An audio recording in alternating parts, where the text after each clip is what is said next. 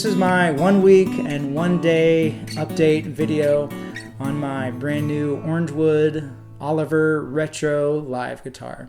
Thank you guys so much for tuning in today to watch this video. If you haven't already, please just take one moment to like this video, subscribe to my channel, and hype this video as well. I'd greatly appreciate your support. So I just recently got this Orangewood Oliver Retro live acoustic-electric guitar. I did an unboxing demo review video just 1 week and 1 day ago as of today. I'll leave a link somewhere up top and also down below in the description so you can go check that out. But today I just wanted to share just a little bit of my thoughts on the guitar as it's been a little over 1 week, and also wanted to share with you guys what the guitar sounds like. I've been playing this guitar almost every day, so I'm just kind of curious if the guitar sounds any different, if the top wood or the soundboard has maybe opened up a little bit. So I don't know, I'm just as curious as you guys are, and so I figured I'd take just a moment today. And I tried to set everything up, the camera, my Zoom mic, in the same place that I did a week and a day ago on my original unboxing review demo video that I filmed. And so I'm hoping the sound will be very close, if not the same as it was for my setup that I did for that other video.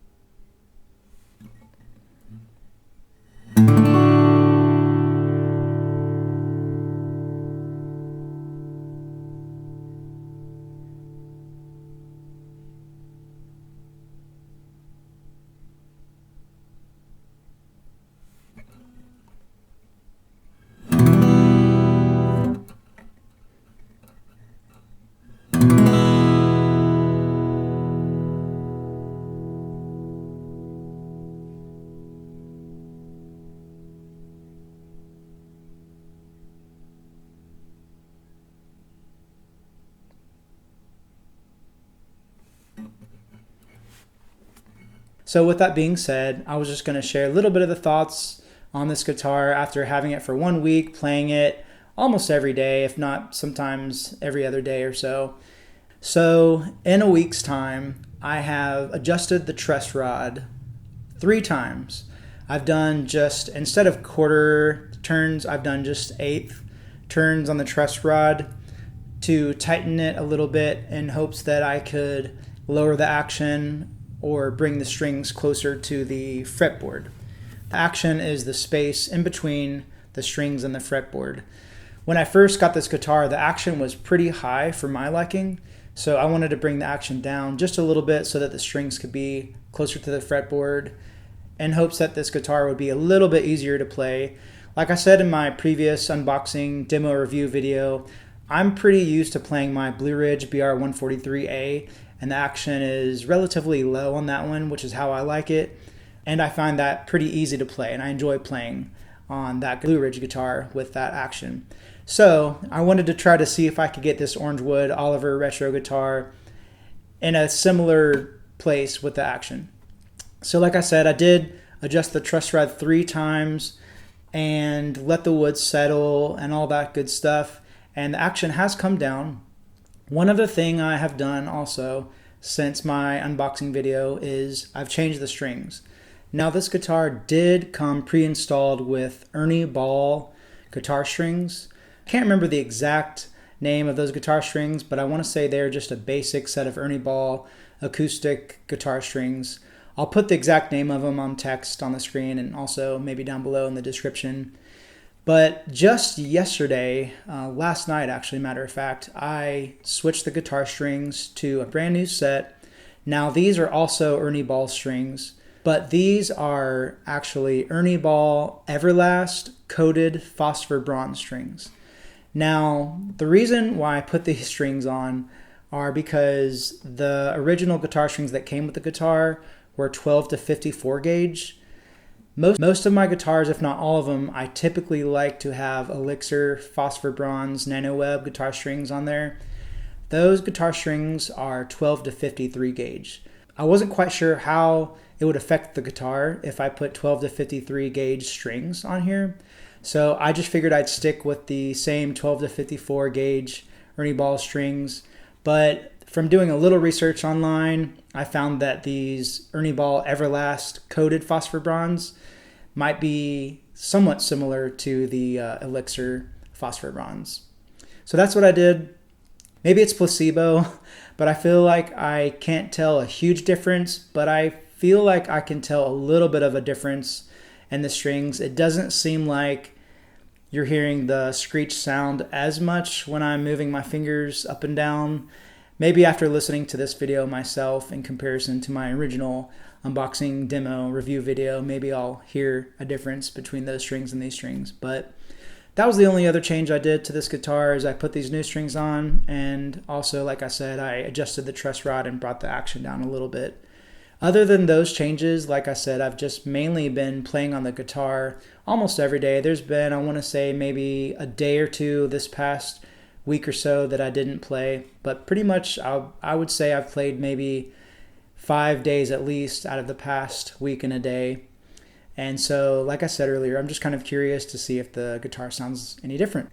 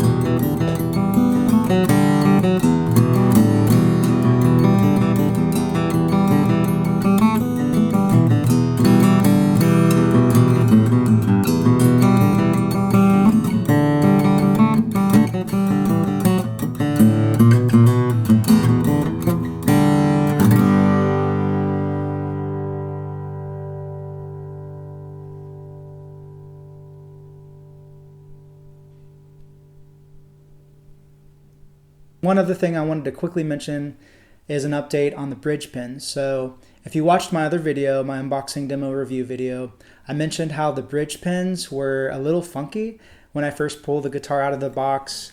The E string, G string, and B string, the bridge pins on those strings were a little higher than the rest of the strings. And after changing the strings out, it's pretty much the same thing. There's really not much difference. Whoever made the bridge on this guitar, it seems that they did not make the same size hole for each bridge pin. So I'm assuming that's why the E, G, and B bridge pins are popping out just a little bit higher than the others.